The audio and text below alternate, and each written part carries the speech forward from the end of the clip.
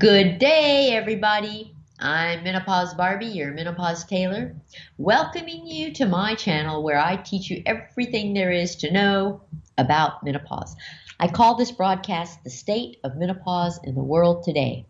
Now, you know that I'm a gynecologist, so I have tons of experience with the medical aspects of menopause and medical options for managing your menopause. But I'm a real nerd, so I study all kinds of things. And one of the things I've studied is the alternative and complementary options for managing your menopause. I think of all the options as one big smorgasbord. So I teach you about the dietary, lifestyle, vitamin, mineral, supplement, herbal options for managing your menopause, as well as all the medical ones.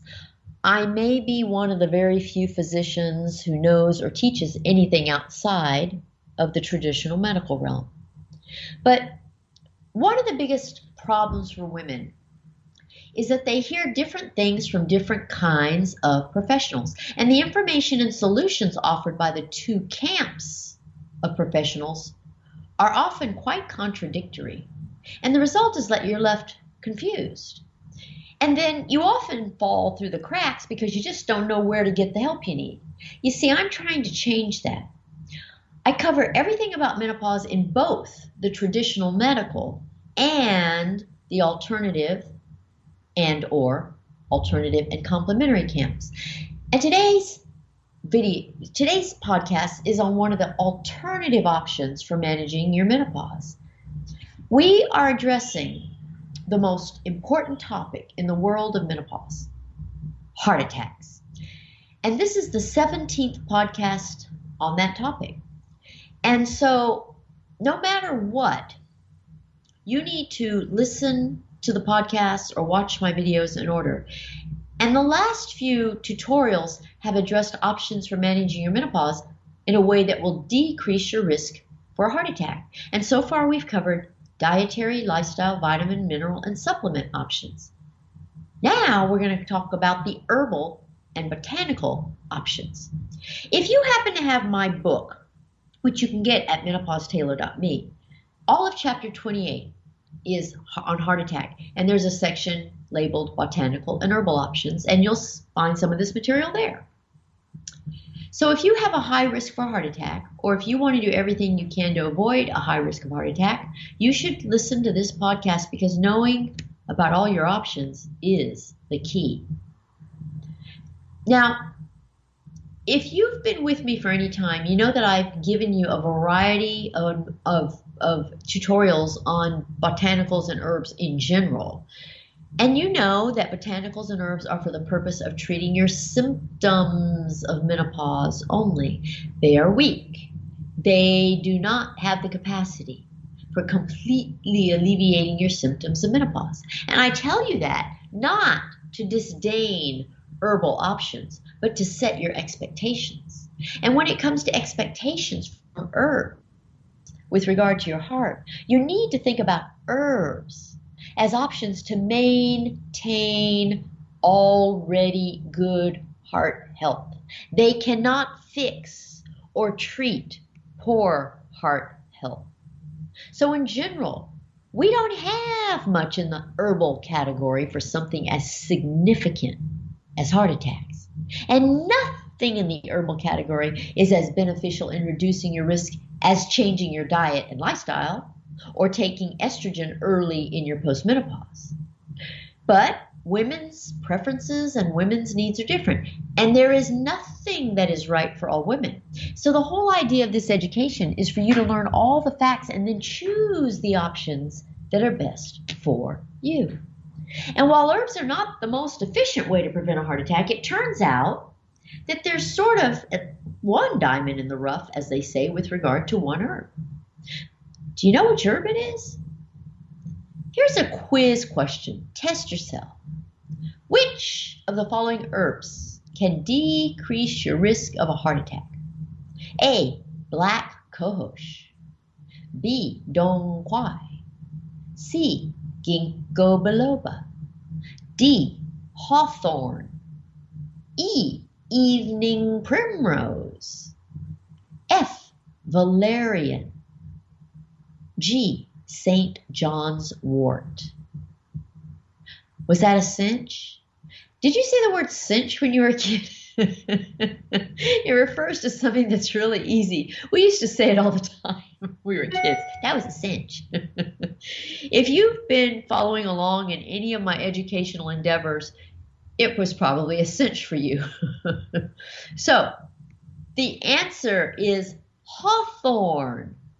Now, hawthorn isn't an herb with which most people are very familiar. And see, that's a shame because it's one of the few herbs that actually can have some long-term benefits.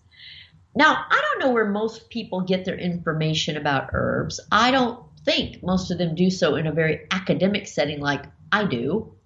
Most things people learn by word of mouth or advertising. And advertising is not educating, it's marketing. I always say there's a very fine line between ed, which is educating, and ad, which is advertising. And the problem is that you don't know where one ends and the other begins. In addition to that, I always say, if there's a product involved, run. And that's because nobody with a product to sell you is going to educate you honestly. They are going to hook you with a bit of education and then veer off into advertising that induces you to buy their product. Facts become irrelevant. So much of what people think they know about herbs is largely incorrect. Well, I have no product to sell you. I'll always stick to the facts because I'm all about the education and I'm a nerd, remember? So, hawthorn. If you ever see a hawthorn plant, it's really pretty. It's a flowering plant that bears berries. And you won't find many of them as a plant, but you're very much more likely to find the raw herb because it's not very popular though. You might have to search a bit to find it. You can find it in the form of a tea, capsules, or an extract. And you might even find it as an ingredient in candied fruit, jams, jellies, or even wine. Of course, the strength and heart attack preventing benefits will vary. And as I taught you long ago, the strongest, purest, and most effective form of any herb is the whole plant.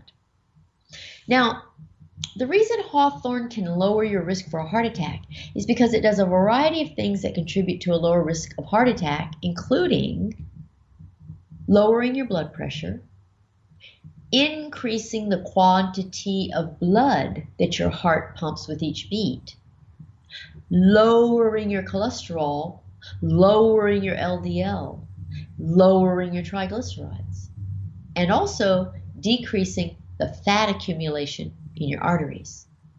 Now, it's not magic, and it certainly can't do these things to the same extent that a medication can. And it's not nearly as strong as any pharmaceutical medication that lowers your risk for a heart attack. But hawthorn can decrease the necessary dosage of a statin drug that you take to decrease your risk for a heart attack. Remember, all herbal products are more like foods than drugs. They only have to meet the regulatory standards for foods, and they do not they don't undergo any scientific studies like drugs do at all.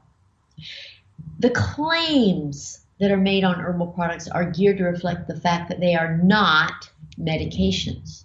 So for hawthorn, the claim you're going to see on packaging is that it maintains cardiovascular health. So it serves the purpose of keeping your already healthy heart healthy. It's not for correcting an unhealthy heart. And I'm not here to promote any one product over another, but I am here to give you facts. And I just want you to know that different options have different degrees of benefit or different uses. People get into trouble when they try to substitute a drug that can treat a disease with an herb that can only maintain a healthy state. It's not that one's good or one's bad. They just accomplish two completely different things. Your job is to choose the options whose benefits address your level of risk.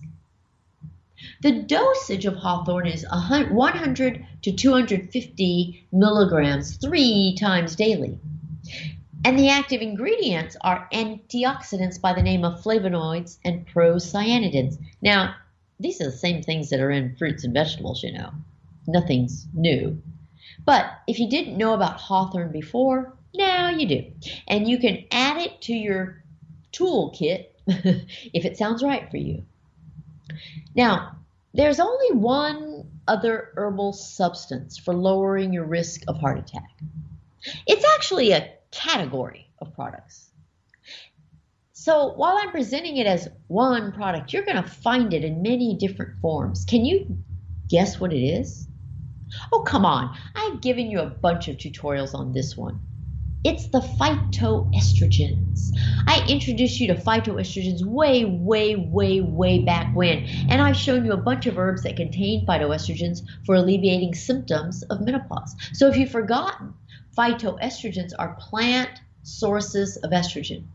And you have learned that it's the loss of estrogen at menopause that increases your risk for a heart attack in the first place. So phytoestrogens can lower your risk of a heart attack by providing estrogen. Of course, phytoestrogens are extremely low dosages of estrogen. It's nowhere close to the dosage you get in a pharmaceutical estrogen product. But if you ingest phytoestrogens regularly enough, the benefits can add up. The best benefit of phytoestrogens results from ingesting phytoestrogens with a heart-healthy diet and lifestyle. Now, the most common phytoestrogen is soy, and we're going to use it as an example of how much you can lower your risk for a heart attack. If you consume 50 milligrams of soy daily, along with a diet that is low fat, low cholesterol, and high fiber, you can expect a 12% decrease in your cholesterol level and an 11.5% decrease in your lousy LDL level. That's actually quite a lot of benefit. You know, I know there's a lot of hype floating around about soy being dangerous, but the people who tell you that obviously don't know about these benefits. And every time I ask one of them why it's, quote, dangerous, they never have a single fact to back up their claim. So be careful when people scare you about things that they don't have any credibility to be talking about in the first place. So that's the scoop on soy. Now, there are a bunch of estrogen-containing herbs, and they include the isoflavones, red clover, licorice root, hops, and wild yam. And these are all fine, but when you think about it, you have to realize that none of these is adequate for actually preventing a heart attack in and of itself, okay?